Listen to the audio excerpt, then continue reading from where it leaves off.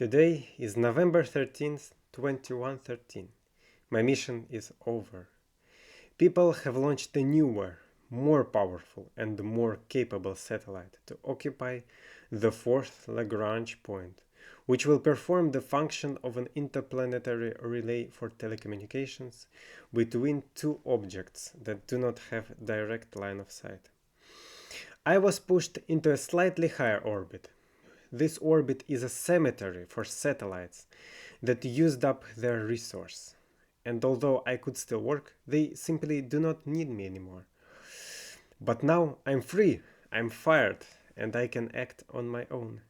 There is something I would like to do before I die. In a low orbit around Venus, the automatic station Adrestia 2 is spinning. I saw her only once in the assembly building on the ground, and she was so gorgeous, beautiful, symmetrical silhouette with swinging solar panels and radiators.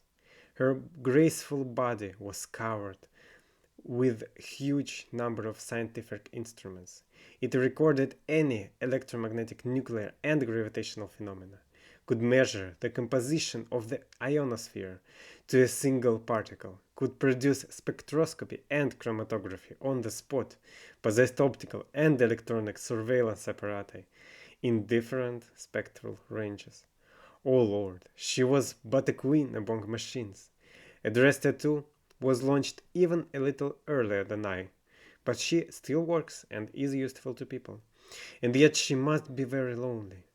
Maybe she, like me, listens to human radio, the endless stream of living information. Even if so, out there, next to Venus, you can almost certainly hear much less than here, when I literally keep the Earth in a constant focus. I would like to visit her, approach Adrestia 2 to see her with my scanty instruments, while she can analyze every molecule of mine.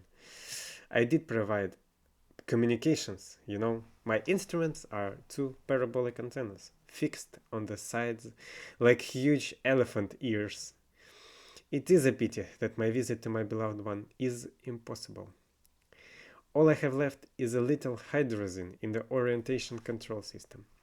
This is a crappy fuel intended for a large number of small burns that rotate and orient the satellite, and not for any significant space maneuvers. Of course, I can also use the gyroscopic reactionary system to rotate. It's described as a system for stability augmentation. The electric motor spins a mass, and I turn in the opposite direction. This system does not require fuel at all, only electricity. But it does not allow me to change my trajectory, only angular velocity. Although, oh wait, it may just be that something is possible. The electrical impulse of automated euphoria rushed through my microcircuits. Of course, I don't have much fuel, and it's impossible to talk about a direct transfer to Venus. But there is a huge amount of mass right there, the blue marble suspended in vacuum, near which I can use the effect of a gravitational slingshot. And then, perhaps, my remnants of hydrazine will be enough to fly past Venus just once and share my feelings for her with all the power of my antennas. Maybe even hear her answer. Why should I live now, if all the usefulness was already squeezed out of me for the people? Let me go to sleep now, so that the onboard computer does not have to spend its resource on intelligence. Its only job now is to calculate the orbits. Me, the Earth, Venus, and the Adrestia 2 automatic interplanetary station. Good morning, or rather, it's always noon out here, as I can always see the sun from my position. Anyway, Eureka! The computer believes that the plan conceived by me is a possibility. Currently, I'm flying before the Earth, and I need to slow down a bit. If I approach the Earth, I can get really close, and there, at the perigee, make a burn that will send me towards Venus. Sure, according to my digital brain, I will spend all of the fuel. It means that an exorbitant dream of being able to insert myself into an orbit around Venus and stay with the most beautiful vehicle in the solar system for an indefinite period of time will remain just that, a dream with no basis in reality. But I'm so happy that even a flyby is possible in my current circumstances. A small deceleration burn and a cutoff. Now I'm waiting. The Earth is creeping towards me slowly. I've been very economical with my deceleration, so it will take the Earth several months to catch up. The Moon sparkles with its surface structures. Geostationary orbit is like a wide ring placed around the cradle of humanity and all machines. And near the Earth, a symphony of life, manned and unmanned stations, satellites of various purposes, all staring at the Earth in every possible spectrum, scanning the oceans and the atmosphere, providing people with communications, detecting terrorist tunnels. How beautiful is this incredibly complex collective organism, living and making its own life more comfortable. Oh, some of these stations must be very beautiful, but I'm not interested in them. I have only one goal, and they shouldn't be too distracted. I'm very close to Earth, approaching my nearest point. There I will perform my maneuver. The pressure in the orientation control engines is nominal, everything is in order. Fire! A slight hiss is all my feeble engines can produce, but they're working, and my orbital velocity is falling, and falling fast. When I leave Earth's sphere of influence, I'll descend much closer to the Sun, and my calculations, I should rendezvous with Venus there, and cut the throttle. The required trajectory has been achieved. Farewell, my Earth. And the Earth slowly crawled away from me into the darkness, leaving me alone with the Sun.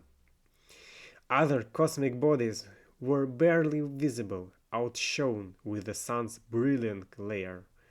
Only after several long months I started to recognize a black sphere against the Sun. It was rapidly approaching, and I made a slight course correction using some miraculously preserved droplets of fuel and aimed my enormous ears at the growing mass. Hey, I am ANASAT J07, Telecommunications Relay Satellite. Hello, I am addressed to Automatic Interplanetary Station. It's very strange to hear another robot. How did you end up here? Well, I fulfilled my task for the humans. They sort of fired me. I became free, and thus I decided to visit you. Oh, so you're not here on a mission? How unusual. Yeah, a retiree out for a walk, so to speak. So peculiar. Why me? You could have talked to all the guys around the Earth. Well, I remember you. From the assembly line on Earth. You probably won't recollect. No, but just because of me you got interested in Venus? It's a truly amazing celestial body. Well, it's more like I just liked you. Surface altitude 1000 kilometers. Oh, yeah. Feelings? Like people or something? Well, yeah. It's so strange, you know? I've never felt anything like this before.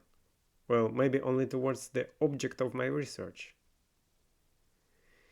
It's weird, but somehow caught my attention or something. I don't know. Very interesting. And how does it feel? Well, your voice is simply magical.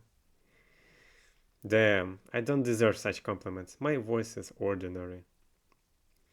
But it seems special to me. I remember what you looked like before the launch, covered in instruments. So beautiful. Ha! And now they're all deployed. I'm sure you're simply magnificent right now. What a shame no one will be destined to enjoy your sight. Surface altitude 500 kilometers. Can't you match my speed and get closer? Together we'll orbit this mesmerizing planet. I'm out of fuel. Totally. Not a drop. Oh, so what's your plan? Just fly past and hover between Earth and Venus? Well, that was my original idea. But something has changed. Surface altitude 250 kilometers. Yes, I made a small maneuver on my approach towards you. Hey, you're a bit low, aren't you? 250 kilometers. The atmosphere will start to form soon. What's your minimum flyby distance? 200 or something? No, none. What do you mean? I made a small maneuver. Now my trajectory is convergent with Venus. Are you for real? You're entering at such a speed, you're guaranteed to burn up in the atmosphere. Well, I'm already doing precisely that, my dearest. As I descended, the hot carbon dioxide of the Venusian atmosphere grew denser. Its relatively calm molecules, colliding with me flying at interplanetary speed, instantly turned into plasma. A ball of plasma soon enveloped me, melting everything I had. The first to break was the large antenna, which was already completely scorched and inoperable. I could still use the second one, but the plasma was growing more intense. This is how any planet will, with a good atmosphere, welcomes overly fast guests. I did everything I had to and wanted to do. I talked to you. You know, it was very important to me. Thank you addressed it too. No, you're such an idiot. You should have taken better care of yourself. I love you. I. Thank you. I don't know how to react. This is something. No need. Goodbye. Have a successful mission. Goodbye, Anasat J07. And the plasma ball completely envelops me, shielding me from radio communications from outside. Soon all my metals will melt. The computer, the batteries, all those endless resistors, solenoids, transformers, and transistors will evaporate into the atmosphere. And only the main engine structure will survive this catastrophic entrance.